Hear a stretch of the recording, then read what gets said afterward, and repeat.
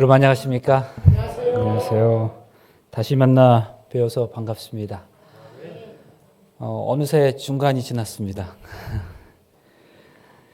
아무쪼록 이번 기회가 우리가 그리스도인으로서 어떠한 삶을 살아가야 하는지 다시 한번 생각해 보시고 다짐하실 수 있는 그런 시간이 되셨으면 좋겠습니다.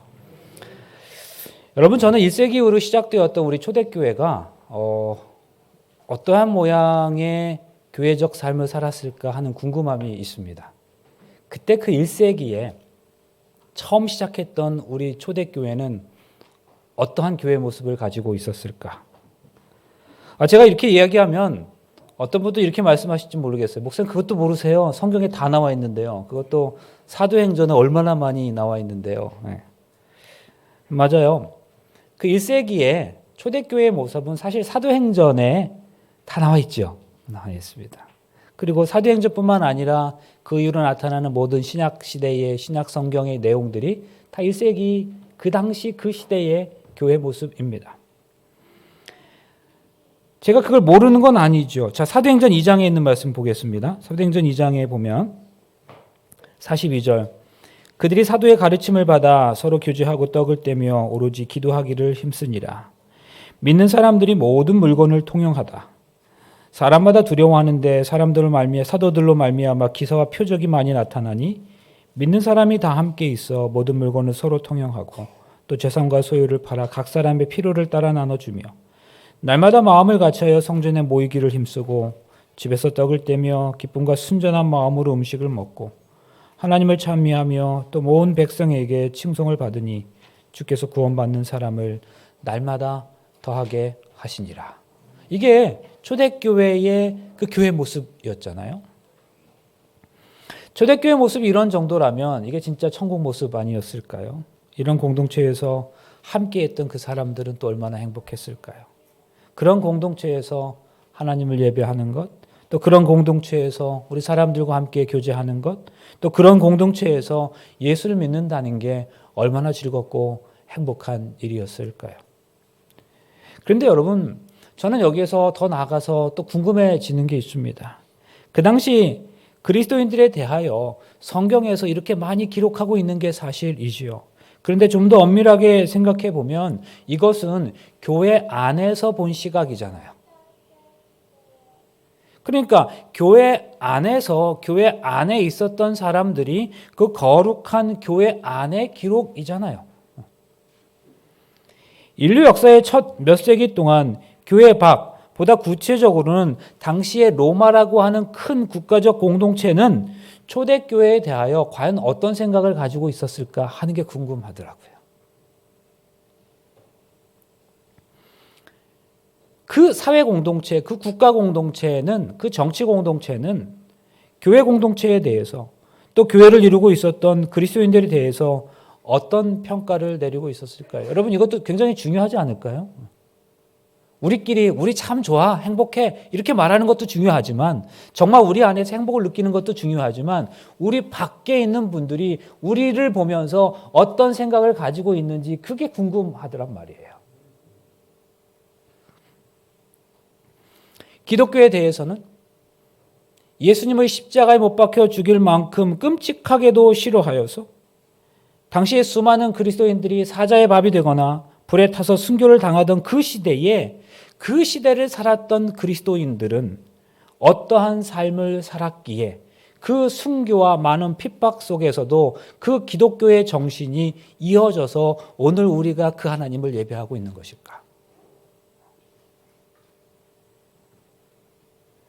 여러분, 제가 이것이 제 마음속에 궁금하고로 여겨지던 배경이 있습니다. 계속해서 제가 말씀드리는 것처럼 선교적 교회라는 개념, 또 공적 신약이라고 하는 그러한 개념이에요. 제가 첫날부터 계속해서 이 개념을 여러 번 언급드렸기 때문에 사실 제 설교의 모든 내용이 그런 것이었기 때문에 어느 정도 그런 것이겠구나 생각하실 거라고 생각합니다. 사실 요즘에 우리는 다음 주에 우리 이 대속교회에서 새생명 전도 축제가 있다고 말씀드렸는데요.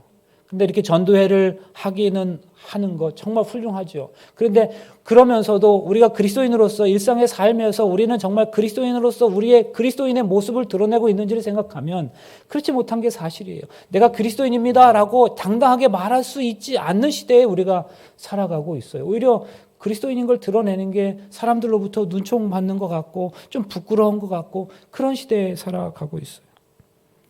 교회의 어떠한 노력에도 불구하고 세상에 있는 사람들이 하나님에 대하여, 복음에 대하여, 성경에 대하여 관심을 갖지 않는 시대에 요즘 우리가 살아가고 있어요. 교회의 목소리가 묻혀버렸습니다. 모든 교회적인 것들이 세상에 관심 받게 되어버렸어요. 그래서 교회는 사회 속에서 구성원들의 삶의 변두리로 물려나 버린 것처럼 보이는 게 너무 많아요. 삶의 우선순위가 교회적인 것, 기독교적인 것, 하나님적인 것, 성경적인 것이지 너무 많이 밀려나 버렸어요.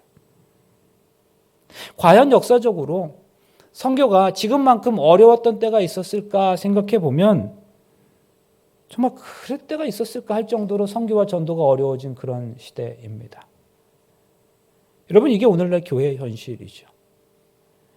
이런 때 교회가 진정으로 교회의 정체성을 회복하고 또 다시금 세상을 향해 교회의 바른 역할을 다하자는 생각에서 그런 마음에서 그런 정신으로 생겨난 것이 선교적 교회 운동이에요.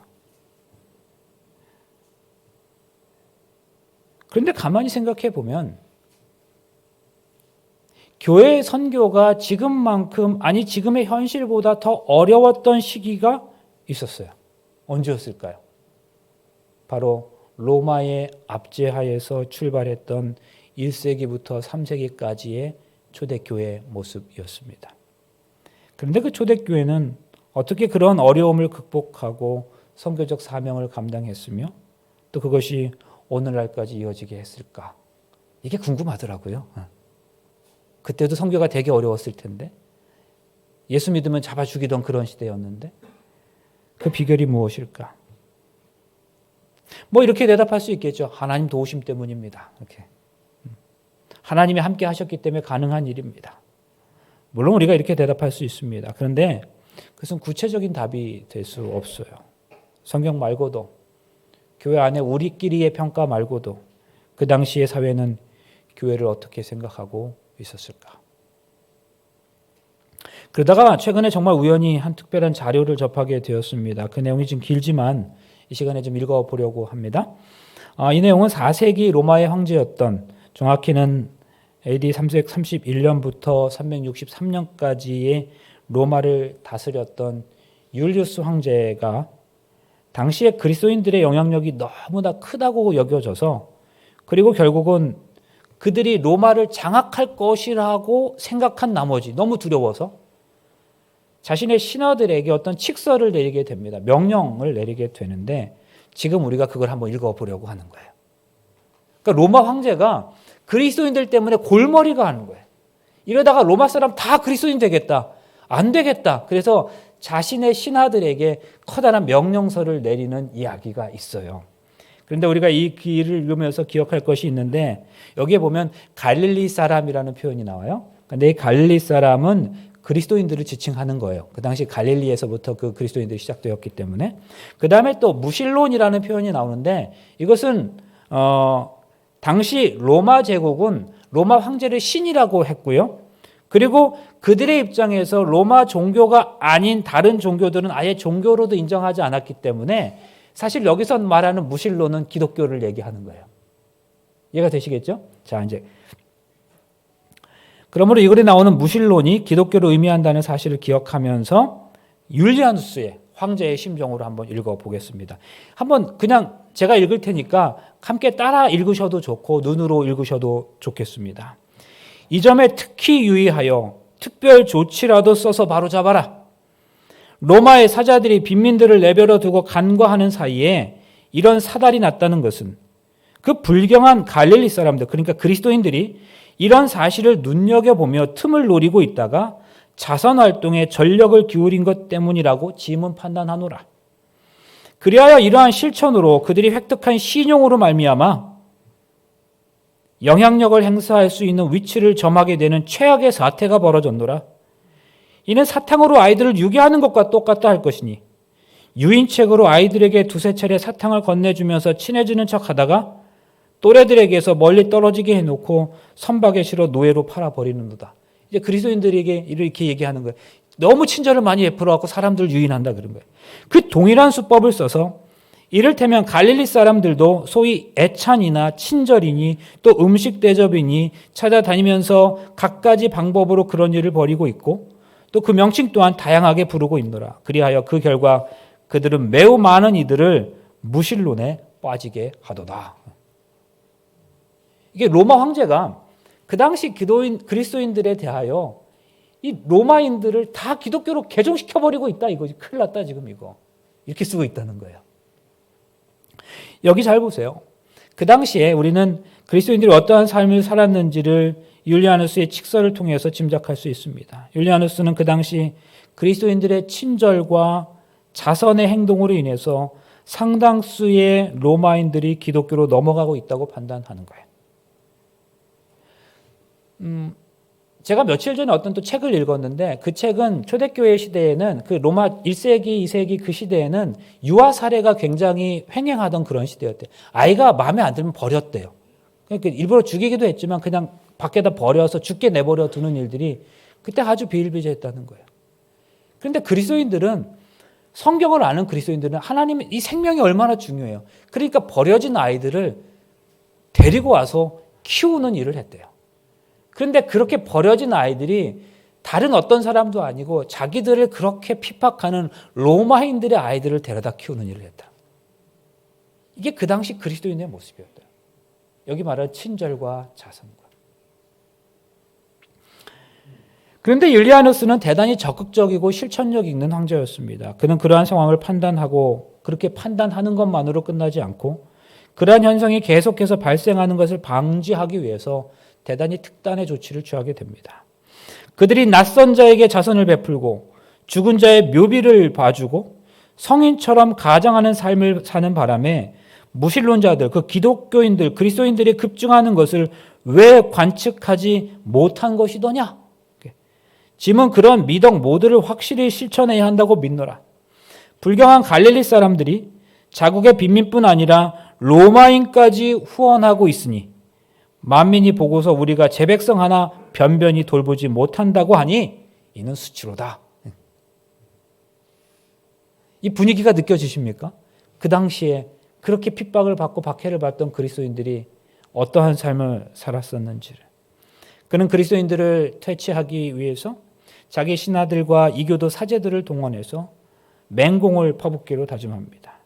그는 칙서를 내려서 식량 분배 제도를 시행하고 가난한 나그네를 위해서 쉼터를 건설하라고 명령합니다. 그러면 여러분, 율리아누스 이런 당시로서는 매우 파격적인 사회 정책이 성공했을까요? 실패했을까요? 당연히 완전히 실패했어요. 왜 실패했을까요? 그는 이교도 사제들이나 로마의 관료들이 가난한 사람을 돌볼 수 있도록 효과적으로 동기를 부여하지 못했던 것 같아요. 칙서 하나로, 칙령 하나로, 황제의 명령 하나로 자선의 마음이 생기는 게 아니지요. 그리스도인들은 왜 그런 마음이 생겨났어요? 하나님께로 받은 사랑 때문에, 하나님의 말씀 때문에 그렇게 생겨났는 것인데, 그리스도의 사랑의 성령으로 충만하다는 사실과 그들이 그분의 은혜로 동기부여가 된다는 사실을 깨달을 수 없었던 까닭입니다. 당시 로마인들의 입장에서는 그리스도인들이 전하는 하나님이 세상을 사랑하신다고 하는 그 개념을 도무지 이해할 수가 없었습니다. 그들에게 있어서 그것은 너무나 터무니없는 것이었어요. 원래 이교도의 잡신은 인간을 전혀 돌보는 그런 신이 아니었기 때문입니다. 근데 로마 제국이라고 하는 비참한 현실 속에서 그 당시에 그리스도인들은 하나님의 자비하심을 선포했을 뿐 아니라 그들의 삶에서 실제로 그 자비를 실천하는 삶을 살았다는 거죠. 그들은 가난한 자들을 먹였고 모든 나그네를 환영했고 사회의 경제적 지위를 따지지 않았습니다. 모든 그리스도인 귀족들은 노예들을 끌어안았습니다. 더욱이 그리스도인들은 민족성을 따지지 않고 개방해서 누구와도 교제했으며 남녀 간의 평등한 사회적 관계와 가족의 화목을 응원했습니다. 그야말로 깜짝 놀랄 만한 사회적 개혁을 그들은 실천하고 있었던 거지요. 그들의 행동은 로마인들 사이에서 채울 수 없는 궁금증과 호기심을 유발할 수밖에 없었습니다. 그러면 여러분, 그 당시에 그 사람들 진짜 어떤 삶을 살았던 걸까요? 그리스도인으로서 그들의 삶의 방식은 어떻게 해서 생겨나게 되었을까? 디도서 2장에 보면 좀 길지만 그 표현을 이렇게 말씀합니다. 오직 너는 바른 교훈에 합당한 것을 말하여 늙은 남자로는 절제하며 경건하며 신중하며 믿음과 사랑과 인내하며 온전하게 하고 늙은 여자로는 이와 같이 행실이 거룩하며 모함하지 말며 많은 술에 종이 되지 아니하며 선한 것을 가르치는 자들이 되고 그들로 젊은 여자들을 교훈하되 그 남편과 자녀를 사랑하며 신중하며 순전하며 집안일을 하며 선하며 자기 남편에게 복종하게 하라. 이는 하나님의 말씀이 비방을 받지 않게 하려 함이라. 이게 그 당시에 그리스도인들의 모습이었다는 거죠. 너는 이와 같이 젊은 남자들을 신중하도록 권면하되 범사인의 자신이 선한 일에 본을 보이며 교훈에 부패하지 아니함과 단정함과 책망할 것이 없는 바른 말을 하게 하라. 이는 대적하는 자로 하여금 부끄러워 우리를 악하다 할 것이 없게 하려 함이라. 종들은 자기 상저들에게 범사에 순종하여 기쁘게 하고 거슬러 말하지 말며 훔치지 말고 오히려 모든 참된 신실성을 나타내게 하라. 이는 범사에 우리 구주 하나님의 교훈을 빛나게 하려 함이니라. 여러분 이 생각 좀 잘 보세요. 바울은 늙은 남자들에게는 절제하라고 경건하라고 신중하라고 경건과 믿음과 사랑과 인내함에 온전하라고 권면합니다. 늙은 여자들 향해서는 행실이 거룩하며 모함하지 말고 많은 술의 종이 되지 않고 선한 것을 가르치는 자들이 되라고 권면하죠. 또 젊은 여자들 향해서는 그 남편과 자녀를 사랑하며 신중하며 순전하며 집안일을 하며 선하며 자기 남편에게 복종하게 하라고 말합니다. 여러분 바울이 사람들, 그러니까 구체적으로는 교회 안에 그리스도인들에게 이렇게 살도록 가르치고 그러한 삶을 실천하도록 하는 이유가 무엇이었을까? 그것은 실천하면 그들에게 구원에 이르기 때문에? 그거 아니에요. 하나님의 자비는 우리 주 예수 그리스도 안에 있는 사람이면 값없이 은혜로 주어지는 거잖아요.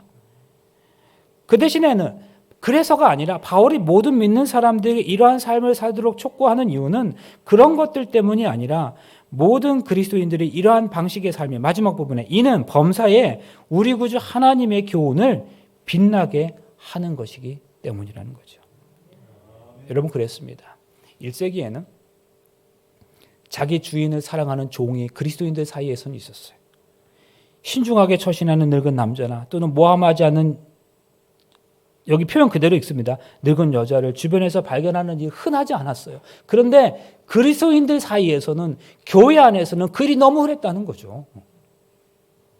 그래서 그런 사람들의 삶에 대하여 주변 사람들은 다른 누구보다 훨씬 더 많은 호기심과 궁금증을 자아내는 삶을 그들이 살았다. 도대체 저 사람들은 뭔데? 왜 우리의 삶의 방식과 다르게 살아가는 거야? 전혀 다른 거죠.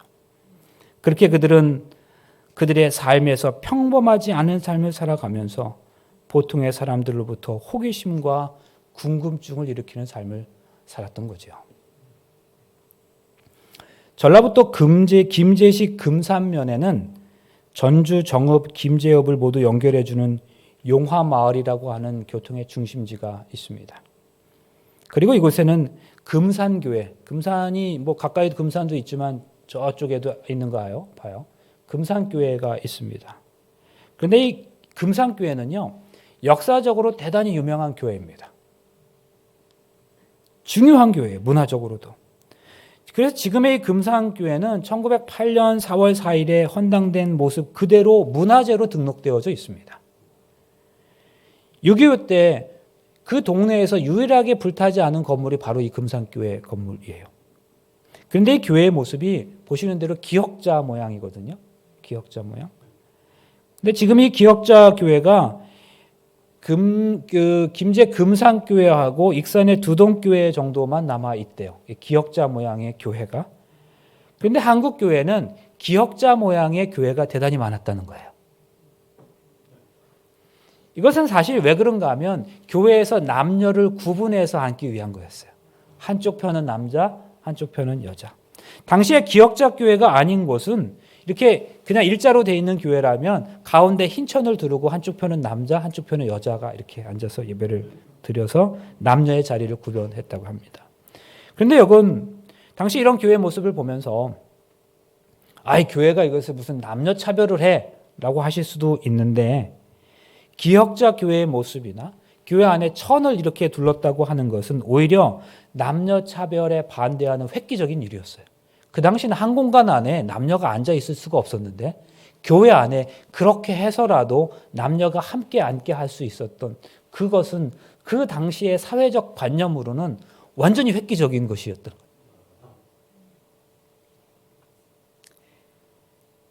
그래서 이 여자들과 함께 예배를 드리기 위해서 불편하지만 기역자 교회를 만들고 불편하지만 또 차원으로 예배당을 가렸던 거죠.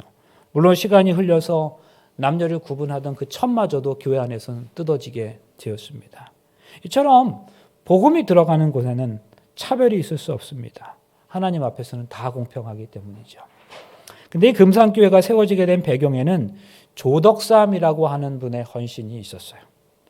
이 금산교회가 세워진 용화마을은 말씀드린 것처럼 전주와 정읍과 김제읍을 모두 연결해주는 교통의 중심지였습니다. 그러다 보니 이 용화마을에서는 그 마방의 주인이 그 지역에서 가장 큰 부자였고 가장 영향력이 있었습니다. 그런데 그 당시에 그 용화마을의 마방의 주인이 바로 조덕삼이라는 사람이었어요. 조덕삼은 엄청난 부자였는데 참 겸손한 사람이었습니다. 그런 그가 테이트라고 하는 선교사가 그 지역에 오게 되고 선교 활동을 통해서 그 선교사와 그의 조사였던 김필수라는 사람으로부터 복음을 듣고는 평안의 마음을 얻게 됩니다. 오랫동안 테이트 선교사를 지켜보았던 조덕삼은 당신은 당신네 나라 그렇게 살기 좋다는데 그 좋은 나라 포기하고 왜 우리나라 왔습니까? 이렇게 물었습니다. 그러자 테이트 선교사가 하나님의 특별한 사랑 때문이라고 대답합니다. 유교정신에 투철한 보수 집안의 출신이었던 조덕삼은 그토록 다함없는 헌신의 삶을 살기로 작정한 이 테이트의 선교사의 용기에 감동하고 이후 자신의 사랑차를 내어주고는 거기서 예배 활동을 하도록 하게 했죠. 그래서 그 사랑채에서 이제 시작된 그 예배 공동체가 본인 조덕삼을 비롯해서 자신의 마부였던 이자익, 여기 있는 사진에 보이는, 그리고 같은 마을에 사는 박화서 부부, 왕순칠, 박동호, 김윤창 등이 예배를 시작하게 되었습니다. 그러면 잠깐 여기서 조덕삼의 마부였던 이자익에 대해서 좀 말씀을 드리겠습니다. 본래 이자익은 전라도 출신이 아니라 경상도 남해도 섬에서 태어났습니다. 근데 그가 태어났는데 3살 때 아버지가 돌아가시고 어머니도 6살 때 돌아가시면서 그의 친척집에서 길러졌어요. 근데 친척집에서 이 이자익 어린 아이를 함부로 노예처럼 대하는 거예요. 밥도 안 주고 일만 시키고 그렇게 해서 살아갔어요. 하인처럼. 그런데 17살이 될 때까지 그렇게 살았는데 17살이 되던 해에 이건 도무지 아니다 싶어가지고 이제 바다 건너 육지로 가면 스스로 내가 생계를 유지할 수 있겠다 싶어서 바다를 건너서 무조건 배 타고 승선해서 경남 하동 근방에 도착하게 됩니다. 이때부터 행상 차림을 하고 경남 하동과 전북 남원을 지나 전주에서 김제군 굼산까지 오게 되었습니다. 그때 이자익은 너무 지쳐서 하나도 먹지 못하고 이제 말 한마디 할 수 없을 정도로 힘이 다 빠져 있습니다. 그래서 이제 죽겠다 싶은데 뭘 얻어먹으려면 부잣집에 가야 얻어먹잖아요.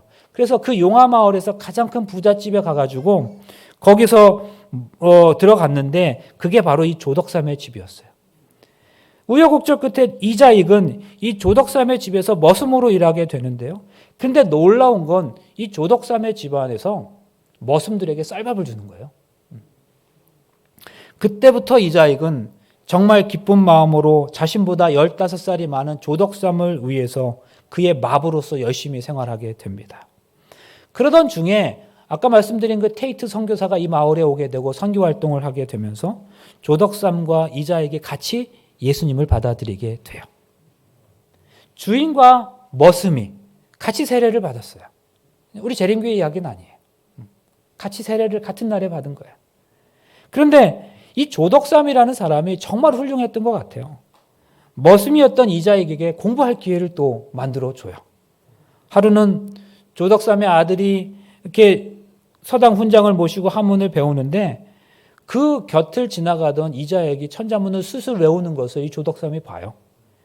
그래서 이 이자익에게 동일하게 자신의 아들과 함께 앉혀서 같이 공부를 시킵니다.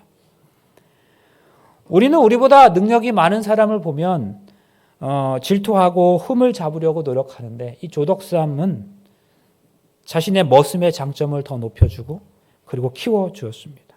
그러다 보니까 이자익 역시 그 조덕삼을 자신의 평생 은인으로 여기고 정말 잘 따르게 되었습니다. 이처럼 이 금산교회가 이 조덕삼과 이자익의 헌신으로 그 둘을 중심으로 부흥하기 시작했어요. 1906년에 5월 30일 조덕삼과 이자익이 함께 세례를 받고 한 주 후에 함께 집사로 임명받았습니다. 사실 주인 입장에서 볼 때 머슴이 자기와 같은 집사라고 하는 게 불쾌할 수도 있지 않겠어요? 그런데 조덕삼은 조금의 불편함도 없이 이자익과 함께 교회를 열심히 섬기게 됩니다. 그런데 또 1년 후에 교회가 부흥하면서 금산교회에도 이제 한 명의 장로가 있어야 되겠다 생각을 했어요. 그래서 1년 후에 그 그룹 안에서 한 명의 장로를 선출하게 됩니다. 장로 후보는 교회에서 가장 열성 있는 조덕삼과 이자익이었어요. 그러면 여러분, 상식적으로 누가 장로가 되어야 되겠습니까? 조덕삼은 사적으로 이자익의 상전이고요. 나이도 15살이나 많았어요. 마을의 최고 부자고 금산교회에 터를 마련해 준 사람이고 교회를 운영하는데 거의 모든 재정을 이 양반이 다 되는 거잖아요. 더군다나 그 인격과 인품도 흠잡을 데 없었습니다. 근데 투표한 결과 이자익이 장로가 됐어요.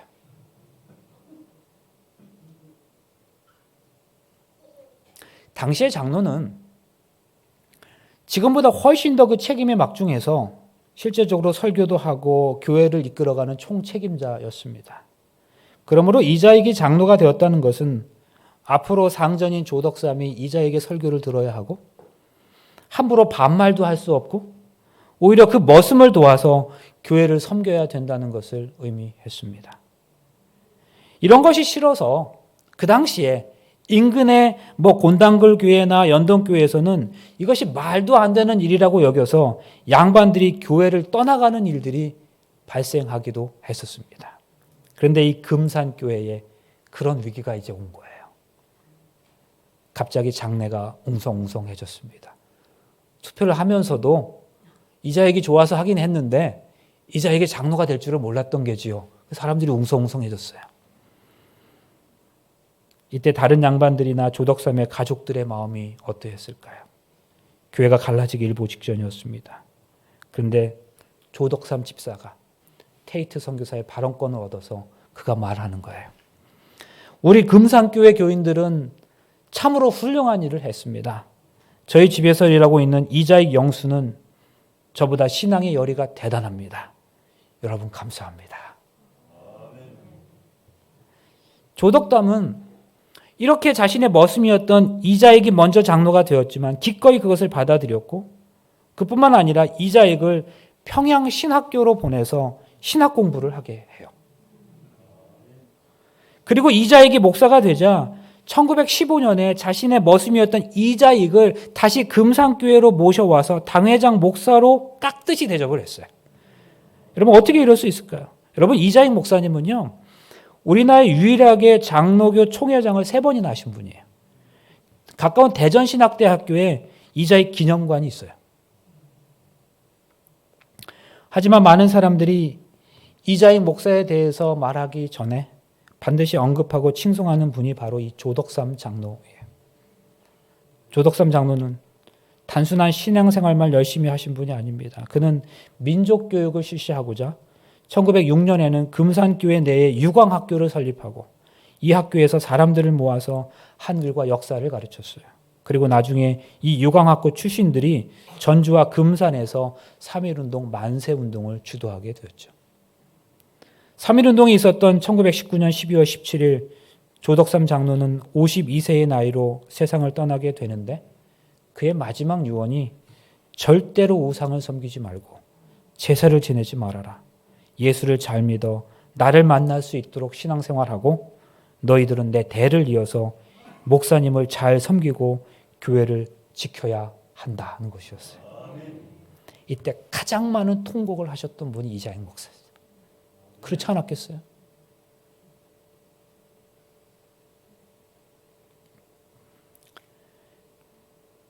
골로새서 4장 말씀입니다. 기도를 계속하고 기도에 감사함으로 깨어있으라. 또한 우리를 위하여 기도하되 하나님이 전도할 문을 우리에게 열어주사 그리스도의 비밀을 말하게 하시기를 구하라. 내가 이 일 때문에 매임을 당하였노라. 그리하면 내가 마땅히 할 말로써 이 비밀을 나타나리라. 외인에 대해서는 지혜로 행하여 세월을 아끼라. 너희 말을 항상 은혜 가운데서 소금으로 맛을 냄과 같이 하라. 그리하면 각 사람에게 마땅히 대답할 것을 알리라.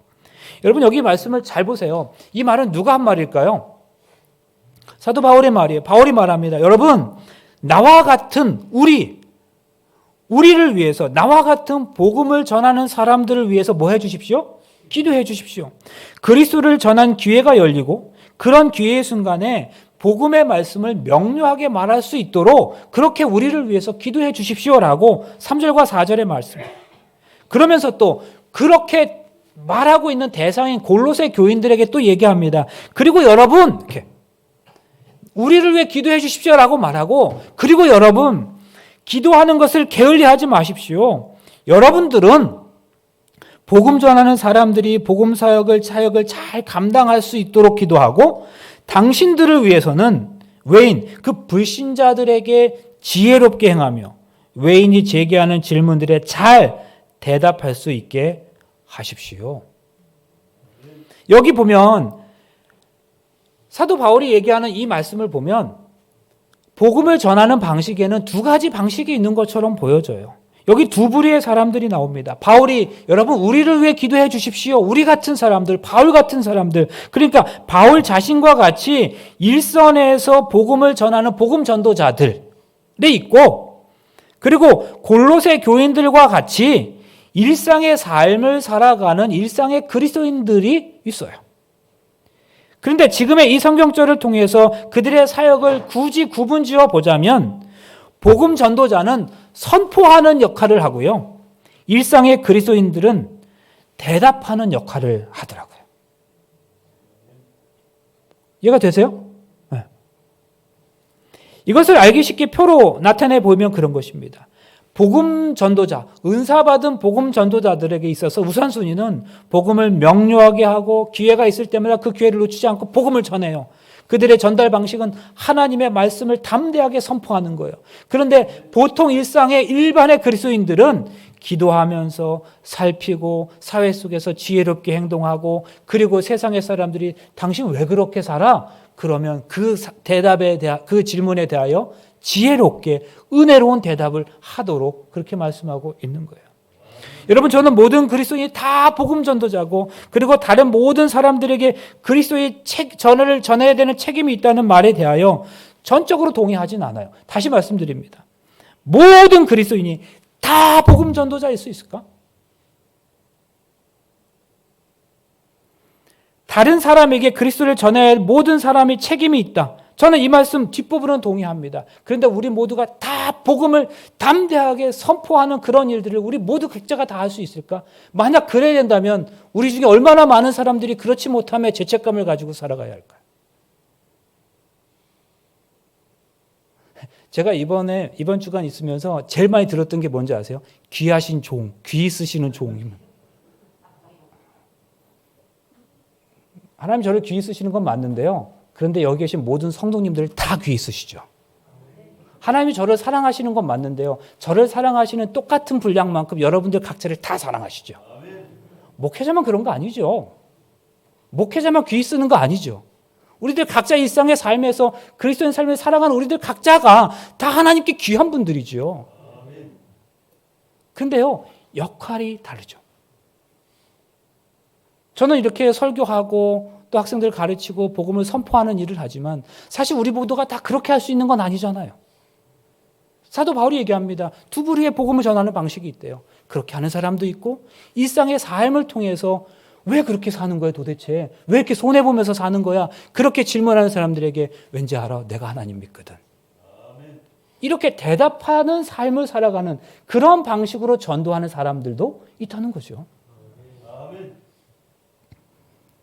어떤 사람들은 말합니다. 우리 모든 그리스도인들은 다 복음 전도자가 되어야죠. 그래서 우리의 성격에 상관없이 쑥스러워하고 이렇게 내성적인 사람 그런 거 성격에 상관없이 기회가 있을 때마다 일터에서 앞에 나가서 어디서든지 일선에서 복음을 전할 수 있어야죠. 그 말이 틀린 말은 아닌데요. 또 완전히 맞는 말도 아닌 것 같아요. 우리가 어떻게 다 성경을 변증적으로 설명할 수 있을까요? 우리가 다 어떻게 복음 전도자가 될 수 있을까요? 우리가 어떻게 다니엘 계시록을 막힘없이 다 설교할 수 있을까요? 필요한 경우에 다 어떻게 설교할 수 있는 그리스도인이 다 될 수 있을까요? 우리가 정말로 그런 목적을 위해서 제자 훈련 받아야 하는 걸까요? 제자 훈련이 필요해요. 그런데 그것은 그렇게 위해서가 아니라 그리스도인들 가운데 압도적인 다수는 자신을 그런 복음 전도자라고 생각하지 않고 또 그렇게 할 수 없는 사람들이 많이 있죠. 그러므로 가만히 생각해 보면 바울이 복음 전파 사역을 위해서 취했던 두 종류의 접근 방법이 있다는 사실을 우리가 다시 한번 확인하게 됩니다. 그는 복음 전도자를 향해서는 하나님의 성령을 통해서 주어지는 하나의 은사로 분류하고 있는 걸 봐요. 흥미롭게도 복음을 전하는 사역이 은사가 아니라 복음을 전하는 사람이 은사더라고요. 그가 어떤 사람은 사도로, 어떤 사람은 선지자로, 또 어떤 사람은 복음 전하는 자로, 어떤 사람은 목사와 교사로 삼으셨으니 이는 성도를 온전케 하여 봉사일을 하게 하며 그리스도의 몸을 세우려 하심이라. 잘 보세요. 복음 전하는 사람이 은사래요. 은사가 뭐예요? 달란트죠. 우리가 다 똑같은 달란트를 가지고 있는 거 아니잖아요. 어떤 사람은 음악을 잘해요. 그러나 모든 사람이 다 음악을 잘하는 건 아니에요. 또 어떤 사람은 운동을 잘해요. 어떤 사람은 굉장히 사교적이에요. 그러나 모든 사람이 다 똑같이 운동을 잘하고 사교적인 것은 아니에요. 하나님의 백성들 가운데 어떤 사람은 사도로, 어떤 사람은 선지자로, 어떤 사람은 복음 전하는 자로, 어떤 사람은 목사와 교사로 세우신 거예요. 그런데 은사가 다르지만 목적은 하나래요. 뭡니까? 성도를 온전케 하여 봉사일을 하게 하며 그리스도의 몸을 세우려 하심이라. 그러므로 은사 받은 사람으로서의 역할이 있는 거죠. 바울은 분명히 자신을 사도나 복음 전하는 자의 범주에 스스로를 포함시켰어요. 그런데 바울은 그렇게 복음 전도자로 부름받은 자신처럼 이 땅에 있는 모든 그리스도인들이 다 그렇게 살아야 된다고 말씀하고 있지 않아요. 지금 우리가 살펴보았던 것처럼 골로새서의 말씀이 그것을 얘기합니다. 다른 성경에서도 이렇게 말씀하죠. 다 사도이겠느냐? 다 선지자겠느냐? 다 교사이겠느냐? 다 능력을 행하는 자이겠느냐? 다 병 고치는 자를 가진 자겠느냐? 다 방언을 말하는 자겠느냐? 다 통역하는 자겠느냐? 교회 안에는 여러 다른 은사를 가진 사람들이 있다는 거예요. 복음을 담대히 말해야 하는 그런 은사를 가진 사람이 분명히 있지만 또 모든 사람이 다 똑같은 그런 은사를 가진 건 아니기 때문에 모든 신자들은 자신들의 일상의 습관을 통해서 복음을 전하는 것에 맞출 수 있도록 해야 한다는 사실입니다. 이것이 바로 우리가 제자 훈련 받고 성경을 공부하는 목적이에요. 복음을 전하는 것은 은사로 받은 사람들은 제자 훈련을 통해서 더 많이 개발할 수 있고요. 그러나 다른 은사를 받은 사람은 또 제자 훈련을 통해서 일상의 습관을 복음과 연결시키는 법을 개발할 수 있는 거죠. 바울은 고린도 교인들에게 보내는 편지에서 이것을 같은 의미로서 이렇게 설명합니다. 다 사도이겠느냐? 다 선지자이겠느냐? 복음 전하는 사역이 모든 교회 공동체에 부여된 기본적인 사역이기는 하지만 그리고 궁극적으로 그것이 교회의 존재 이유가 되어야 하겠지만 모든 신자가 다 직접적으로 그럴 수 있는 은사를 가진 것은 아니에요. 그러나 적어도 하나님을 믿는 신자들이라면 그들은 열심히 기도해야 하고 각자 말과 행실에서 불신자들이 그들의 신앙에 대해 궁금해서 못 견딜 정도로 처신함으로 복음을 전할 수 있어야 하는 겁니다. 너희 마음에 그리스도를 주로 삼아 거룩하게 하고 너희 속에 있는 소망에 관한 이유를 묻는 자에게는 대답할 것을 항상 준비하되 온유와 두려움으로 하고 선한 양심을 가지라. 이는 그리스도 예수 안에 있는 너희의 선행을 욕하는 자들로 그 비방하는 일에 부끄러움을 당하지 않게 하려 부끄러움을 당하게 하려 함이라. 이처럼 성경이 우리에게 말하고 있는 사실은 모든 사람이 일선에서 복음을 전하는 자리에 감당할 수 없지만 모든 신자는 자신의 삶에서 일상의 삶에서 사람들로부터 궁금증을 유발하게 하는 삶을 살아갈 수 있다는 거고 또 그렇게 해야 한다는 거죠. 만일 교회 공동체의 모든 구성원들이 주변의 사람들에게 복음과 교회와 기독교에 대해 궁금증을 유발하게 하는 삶을 살 수만 있다면 그들과 더불어 충분히 신앙을 함께 나눌 수 있는 계기가 만들어지지 않겠습니까? 오래된 소통 이론 가운데 이런 표현이 있습니다.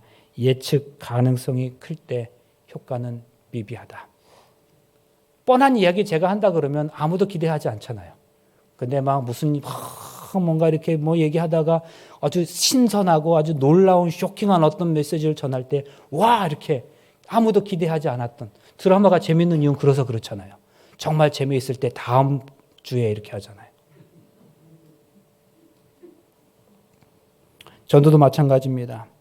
복음을 전하고자 하는 그리스도인이 기본적으로 기억할 수 있어야 하는 행동은 그리스도를 믿지 않는 사람들의 영적인 호기심을 자극할 수 있어야 한다는 거죠. 그게 뭐예요? 그들의 범위, 그들의 상상을 넘어서는 무엇? 그리스도의 마음을 실천하는 그런 행동을 통해서 그렇게 할 수 있는 거죠. 몇 년 전에 브라질을 방문할 기회가 있었어요. 남미의 재림교회 교세는 굉장히 강합니다. 브라질만 해도 브라질의 재림교회는 8개의 연합회가 있고요. 80개의 합회가 있어요. 165만 명이 우리 재림신자들이에요.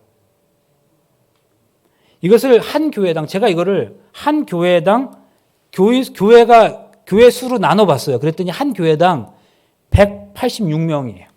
그러니까 한 교회당 186명 평균적으로 교인이에요. 그러면 교회가 작지 않죠? 교회가 그리고 가까이 위치해 있어요. 길지 않은 출장이었지만 브라질에서 지역사회가 느끼는 그 재림교회에 대한 인상이 대단히 좋다는 생각을 했어요. 브라질에는요, 우리가 매 안식일마다 이렇게 그 재림마을 호프 채널 이렇게 방송하잖아요. 근데 브라질에 있는 방송국이 얼마나 큰지 제가 거기 가서 이렇게 견학을 했는데 직원이 500명이에요. 아마도 KBS나 이런 것만큼 더 클걸요? 500명.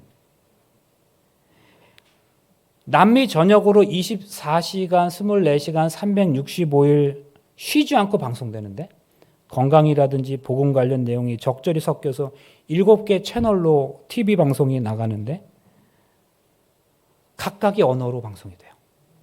포르투갈어, 스페니쉬, 영어, 또 그 지방에 있는 지방어.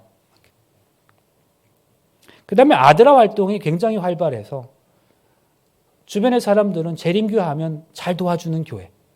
이렇게 소문이 나 있는 거예요. 그러면서 제가 느낀 것은 이 교회가, 이 브라질에 있는 재림교회가 정말 주변의 사람들에게, 지역사회에게 정말 궁금증을 유발하고 저 교회는 어떤 교회인데 저렇게 잘 도와줘? 어떻게 저렇게 할 수 있어? 그런 삶을 사는 것이구나 하는 생각을 하게 됐습니다. 그거 말고도 인상적인 사실 하나 발견하게 됐는데 그 브라질의 재림교회가 일요일에도 예배 드리더라고요.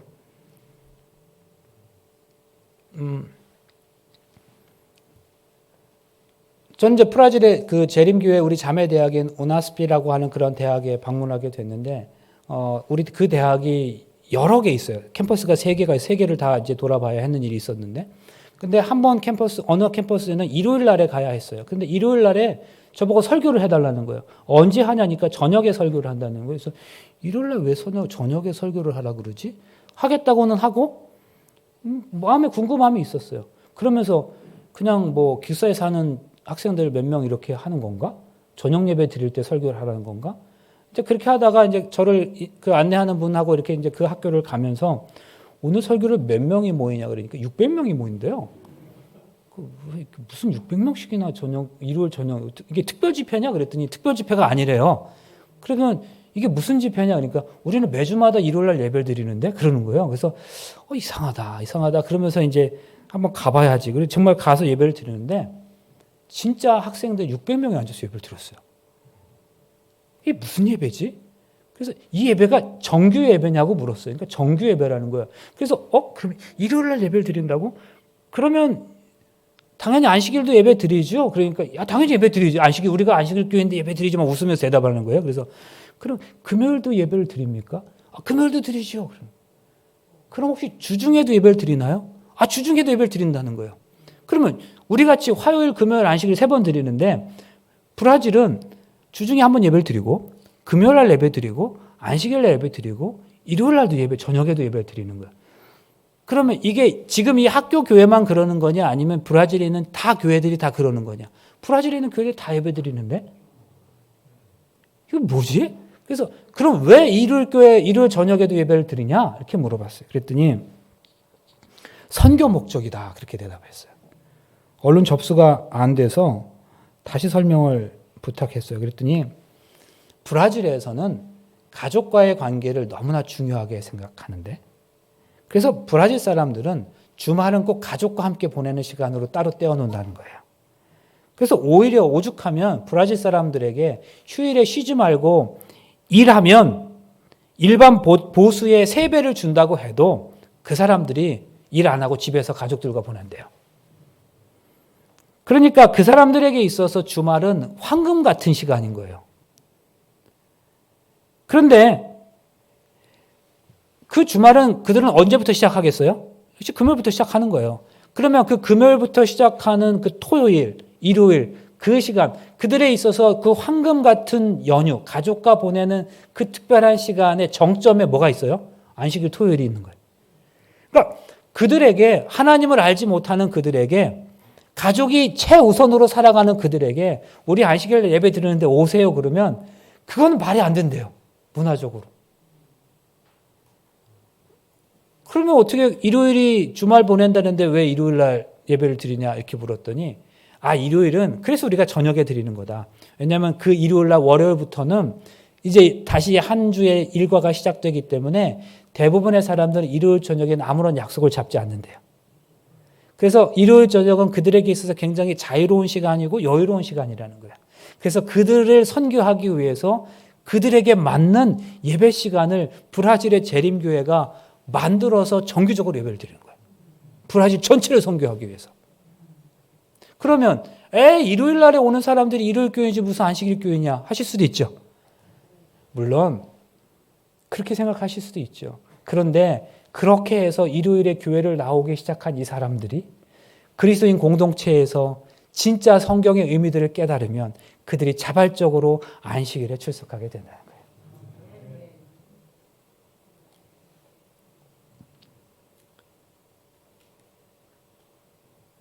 저는 오늘 이 시간에 우리도 일요일에 예배를 한 번 더 드려야 된다는 말씀을 드리려는 게 아니에요. 바로 그들의 문화 속에서 그들의 상황에 맞는 매우 특별한 선교적 노력을 말씀드리는 거예요. 일주일에 4번 예배 드리더라고요. 그리고 한 번은 완전히 선교적 목적으로. 이 날은 우리가 구도자를 모셔오는 날이야.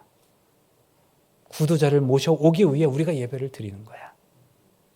사랑하는 성도 여러분, 우리는 과연 얼마만큼 우리 안에 있지 않은 다른 분들을 위해서 예배 중에도 그런 분들을 위한 관심을 가지고 있습니까?